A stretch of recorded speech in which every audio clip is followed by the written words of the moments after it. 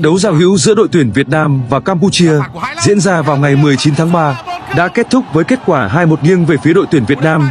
Một kết quả phản ánh rõ nét sự vượt trội của Việt Nam trong suốt thời gian thi đấu.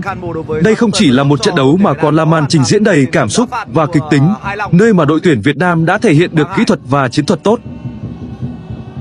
Tiến Dũng cũng đã dâng lên rất cao. Đánh đầu.